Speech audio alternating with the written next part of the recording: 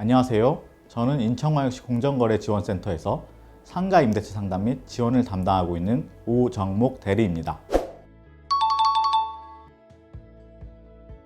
임차인이라면 반드시 알아야 할 상가 건물 임대차 보호법에 대해서 알아보도록 하겠습니다.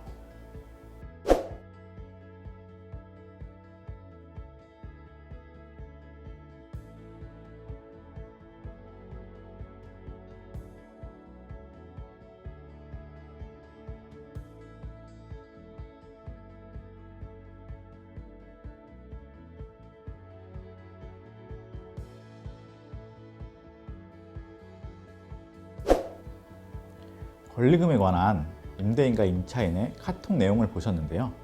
이렇게 임대인이 갑자기 계약 종료를 통지하면 보통 임차인은 엄청 당황스러울 수밖에 없을 것 같아요. 그렇다면 계약 갱신 요구권을 행사할 수 없는 경우 임차인은 권리금을 회수할 수 없는 걸까요? 임차인의 입장에서는 억울하다고 생각하실 것 같고 임대인의 입장에서는 당연하다고 생각하실 수 있을 것 같아요. 그래서 이 부분에 대해서 분쟁이 엄청 많은 편인데요. 다행히 최근 이와 관련해서 대법원 판례가 나왔습니다. 대법원은 임차인이 계약 갱신 요구권을 행사할 수 없는 경우에도 임대인이 권리금 회수 기회 보호 의무를 부담한다고 보았습니다. 즉, 임차인의 계약 갱신 요구권 행사 가능 여부와 무관하게 권리금 회수 기회를 보호받을 수 있다는 뜻인데요.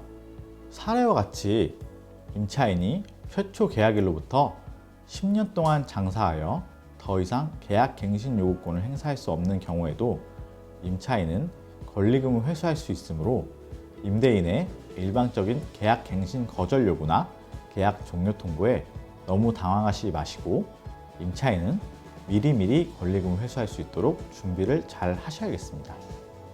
다만 권리금을 회수하려면 계약 기간이 끝나기 6개월 전부터 종료 시까지 신규 임차인을 임대인에게 주선하여야 하고 3기 차임액을 연체하는 등의 사유가 없어야 합니다.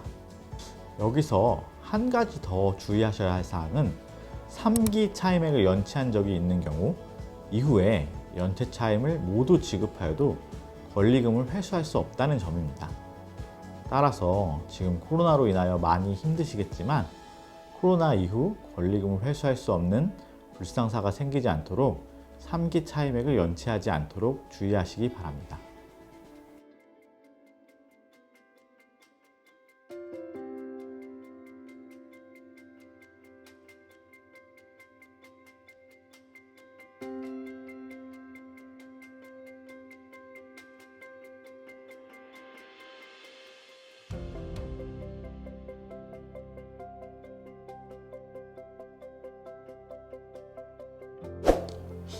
어떠신가요? 임대인보다 불리한 지위에 있는 임차인은 계약 체결 당시 임대인의 요구에 따라 불리한 특약을 약정하는 경우가 생각보다 많이 있는데요. 이런 경우 임차인은 이대로 나가야만 할까요? 만약 해당 계약이 일반 민사 계약이었다면 임대인과 임차인이 합의한 특약의 내용은 사적 자치 원칙에 따라 유효하고 임차인은 임대인의 요구대로 가게를 비워줘야 합니다.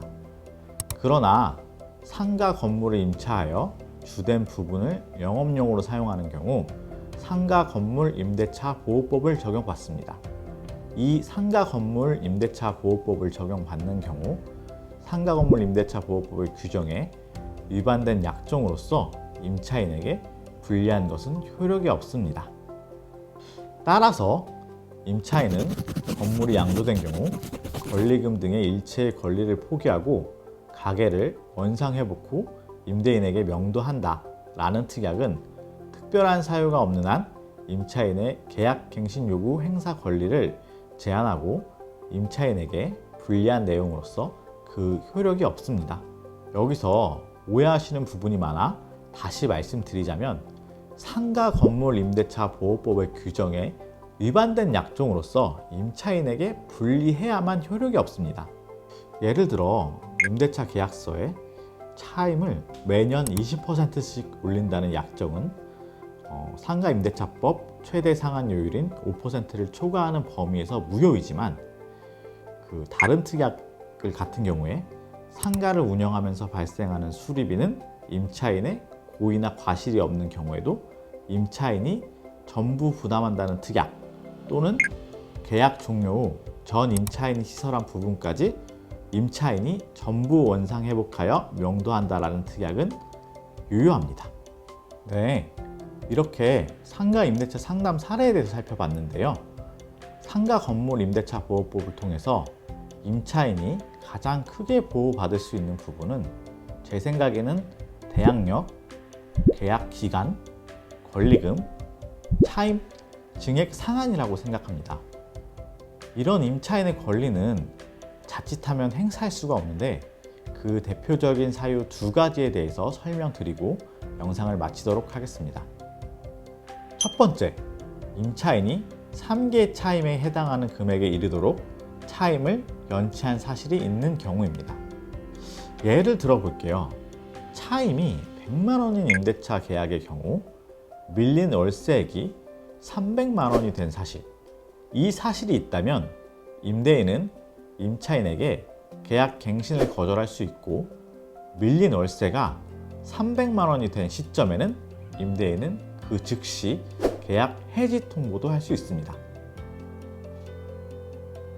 그런데 밀린 월세액이 300만 원이 된 적이 없다면, 극단적으로 설명드리면 월세를 200만 원 밀린 다음에 다음 월세 지급일이 도래하기 전에 10만 원만 임대인에게 지급하여서 총 밀린 월세가 290만 원인 상태에서 그 다음부터는 정상적으로 100만 원을 임대인에게 납부하였다면 이런 경우 임대인은 임차인의 계약 갱신 요구를 거절할 수가 없고 계약 해지도 할 수 없습니다. 다만 단 한 번이라도 3기 차임액을 연체한 적이 있다면 그 이후에 그 연체한 차임을 모두 지급하여도 임대인은 임차인의 갱신 요구를 정당하게 거절할 수 있습니다. 두 번째로, 목적 건물의 전부 또는 대부분을 철거하거나 재건축을 위하여 목적 건물의 점유를 회복할 필요가 있는 경우입니다. 재건축과 관련해서 가장 대표적인 분쟁은 기존 임대인이 상가를 양도하고 신규 임대인이 건물을 양수한 후에 기존 임차인들에게 재건축을 통보하면서 발생하는데요. 일반적으로 임대인이 임대차 계약 체결 당시 공사 시기 및 소요 기간 등을 포함한 철거 또는 재건축을 임차인에게 구체적으로 고지하지 않은 경우가 대부분이기 때문에 임대인의 이러한 재건축 요구가 부당한 경우가 대부분입니다. 이렇게 계약 체결 당시 구체적으로 재건축 계획을 고지하지 않은 경우에는 임차인은 임대인의 요구에 대항하여 계약 갱신 요구도 할 수 있고 권리금 회수 기회도 보장받을 수 있습니다.